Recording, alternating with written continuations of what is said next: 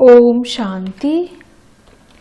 15 फरवरी 2021 की बाप दादा की साकार मुरली के सार में बाबा ने कहा, मीठे बच्चे, यह संगम युग है, चढ़ती कला का युग। इसमें सभी का भला होता है, इसलिए कहा जाता चढ़ती कला तेरे भाने सर्व का भला। प्रश्न है आज बाबा का, बाबा सभी ब्राह्मण बच्चों को बहुत बहुत बधाइयाँ देते हैं, क्यों? उत्तर में, क्योंकि बाबा कहते तुम मेरे बच्चे मनुष्य से देवता बनते हो, तुम अभी रावण की जंजीरों से छूटते हो, तुम स्वर्ग की राजाई पाते हो, पास विद ऑनर बनते हो। मैं नहीं, इसलिए बाबा तुम्हें बहुत बहुत बधाइयाँ देते हैं। तुम आत्माएं पतंग हो, तुम्हारी डोर मेरे हाथ में है, मैं तुम्हें स्वर्ग का मालिक बनाता हूँ। गीत है आज का, आखिर वा दिन आया आज। अब मुरली विस्तार से। ओम शांति। या अमर कथा कौन सुना रहे हैं? अमर कथा कहो, सत्यनारायण की कथा कहो व तीजरी की कथा कहो, तीनों मुख्य हैं। अभी तुम किसके सामने बैठे हो और कौन तुमको सुना रहे हैं?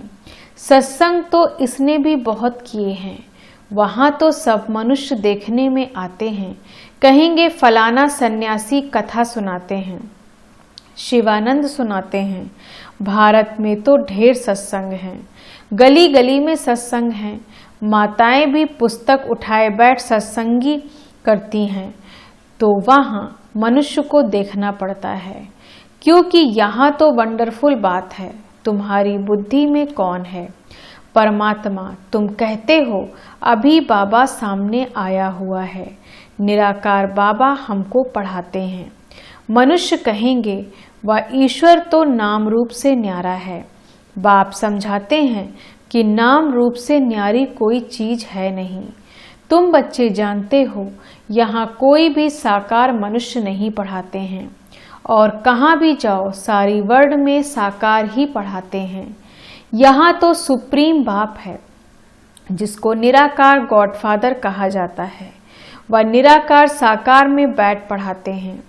यह बिल्कुल नई बात है, जन्म बाई जन्म तुम सुनते आए हो। यह फलाना पंडित है, गुरु है, ढेर के ढेर नाम है। भारत तो बहुत बड़ा है, जो भी कुछ सिखाते हैं समझाते हैं वह मनुष्य ही हैं। मनुष्य ही शिष्य बने हुए हैं, अनेक प्रकार के मनुष्य हैं। फलाना सुनाते हैं, हमेशा शरीर का नाम लिया जाता है। भक्ति मार्ग में निराकार को बुलाते हैं कि हे पतित पावन आओ, वही आकर बच्चों को समझाते हैं। तुम बच्चे जानते हो कि कल्प कल्प सारी दुनिया जो पतित बन जाती है, उनको पावन करने वाला एक ही निराकार बाप है। तुम यहाँ जो बैठे हो, तुम्हारे में भी कोई कच्चे हैं, कोई पक्के हैं, क्योंकि आधा कल्प तुम देह अभिमानी बने हो। अब देही अभिमानी इस जन्म में बनना है। तुम्हारी देह में रहने वाली जो आत्मा है, उनको परमात्मा बैठ समझाते हैं। आत्मा ही संस्कार ले जाती है। आत्मा कहती है ऑर्गन्स द्वारा कि मैं फलाना हूँ, परंतु आत्म अभिमानी तो कोई है नहीं। बाप समझाते हैं जो इस भारत में सूर्यवंशी चंद्रवंशी थे, वही इस समय आकर ब्राह्मण बनेंगे, फिर देवता बनेंगे। मनुष्य देह अभिमानी रहने के आदती हैं, देही अभिमानी रहना भूल जाते हैं। इसलिए बाप घड़ी घड़ी कहते हैं देही अभिमानी बनो। आत्मा ही भिन्न भिन्न चोला लेकर पाठ बजाती है, या है उनके ऑर्गन्स। अब बाप बच्चों को कहते हैं मन मना भव। बाकी सिर्फ गीता पढ़ने से कोई राज्य भाग्य थोड़े ही मिल सकता है। तुमको इस समय त्रिकालदर्शी बनाया जाता है, रात दिन का फर्क हो गया है। बाप समझाते हैं मैं तुमको राजयोग सिखाता हूँ। कृष्ण तो सतयुग का प्रिंस है। जो सूर्यवंशी देवताएं थे, उनमें कोई ज्ञान नहीं, ज्ञान तो प्रायः लोप हो जाएगा। ज्ञान है ही सदगति के लिए। सतयुग में दुर्गति में कोई होता ही नहीं, वह है ही सतयुग। अभी है कलयुग।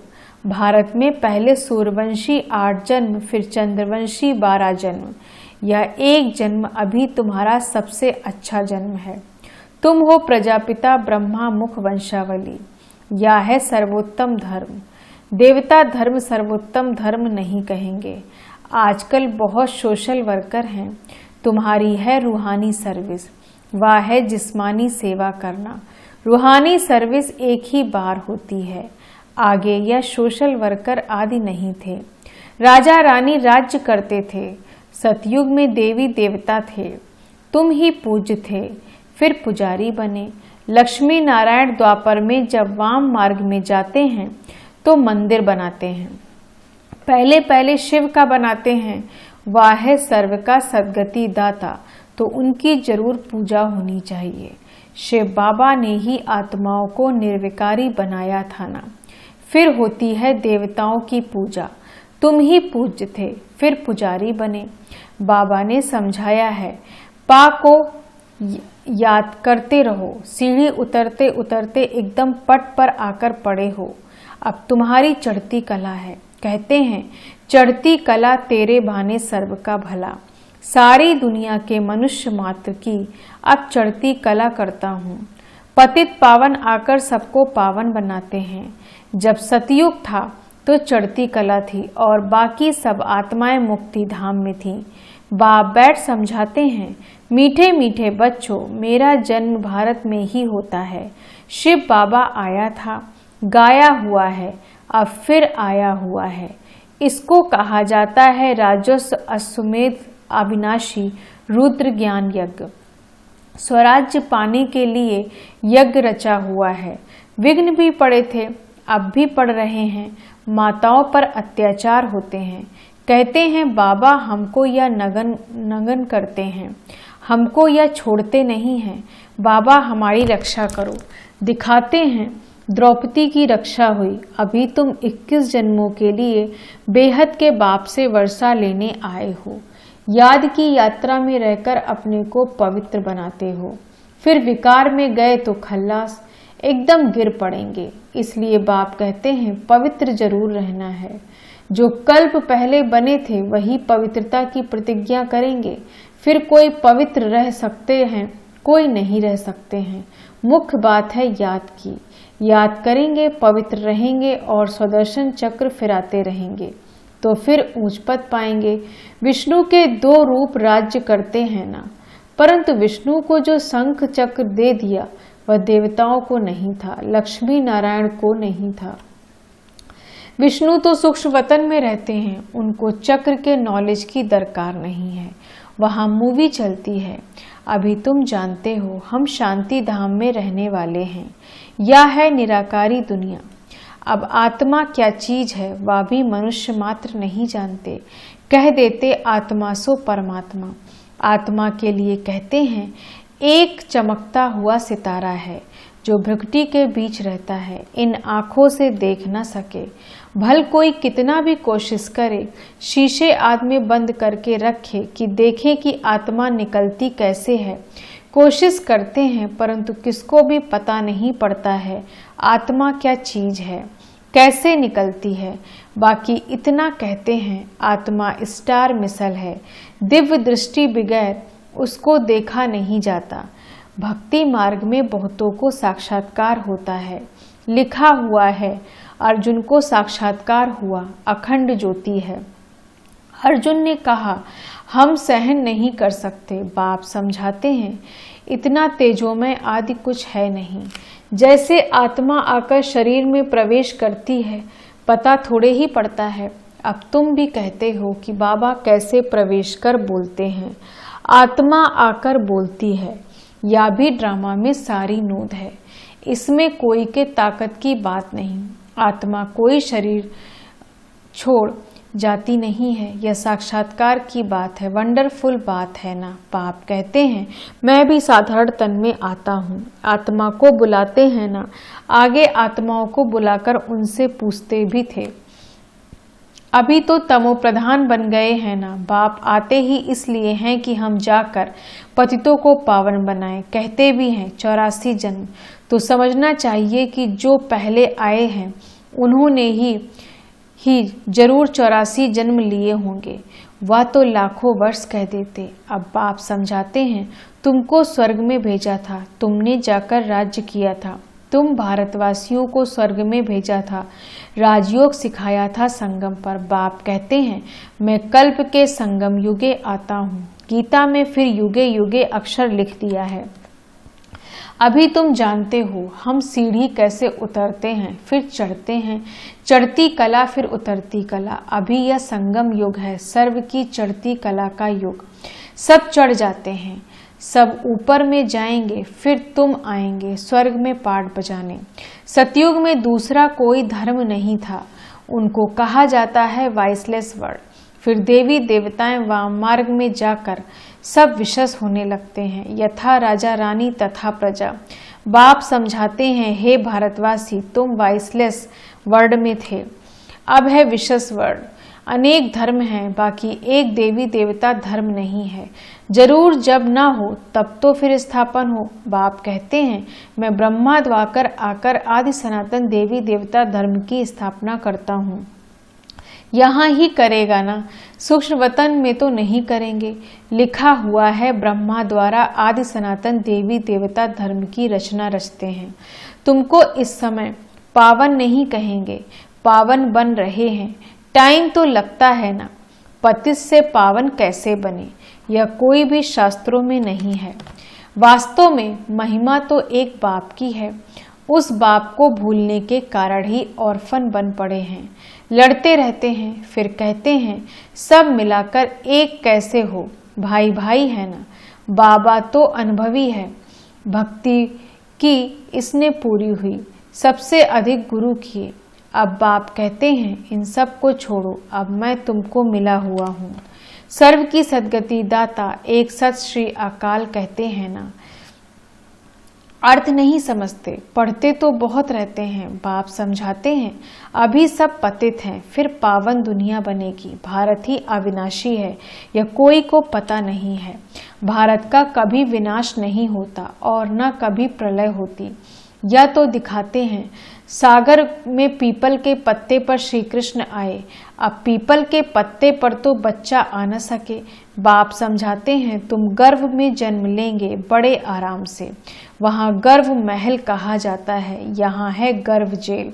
सतयुग में है गर्भ महल, आत्मा को पहले से ही साक्षात्कार होता है, यह तन छोड़ दूसरा लेना है। वहाँ आत्म अभिमानी रहते हैं। मनुष्य तो न रचयिता को न रचना के आदि मध्य अंत को जानते हैं। अभी तुम जानते हो, बाप है ज्ञान का सागर, तुम मास्टर सागर हो। तुम माताएं हो नदियां और यह गोप है ज्ञान मान सरोवर। यह ज्ञान नदियां हैं, तुम हो सरोवर।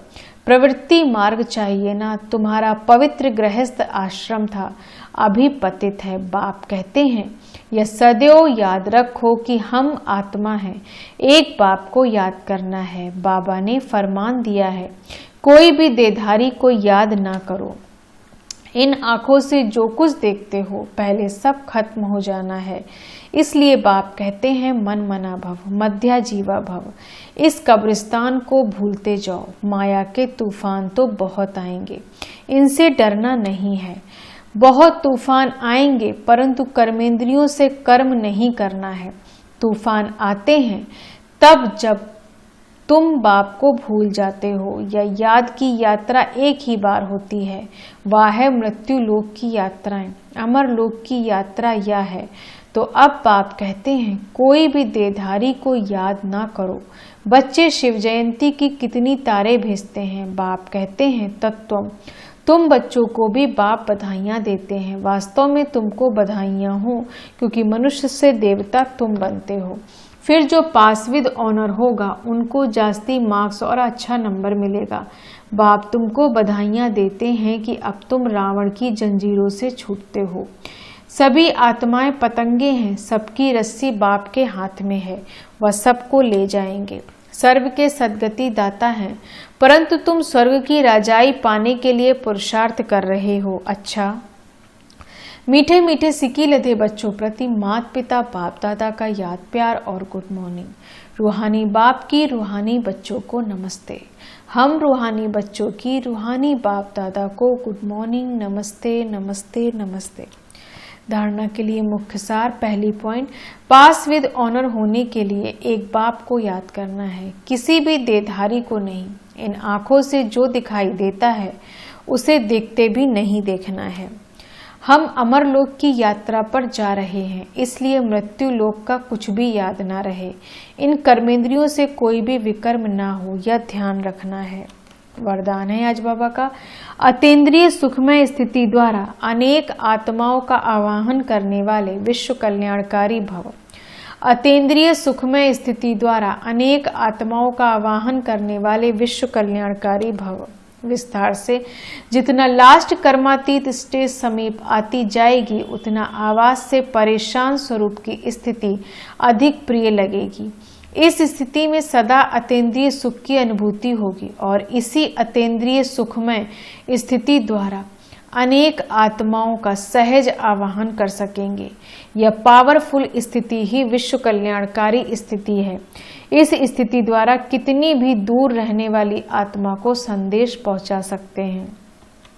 स्लोगन, हर एक की विशेषता को स्मृति में रख फेथफुल बनो तो संगठन एकमत हो जाएगा। हर एक की विशेषता को स्मृति में रख फेथफुल बनो तो संगठन एकमत हो जाएगा। ओम शांति। धन्यवाद।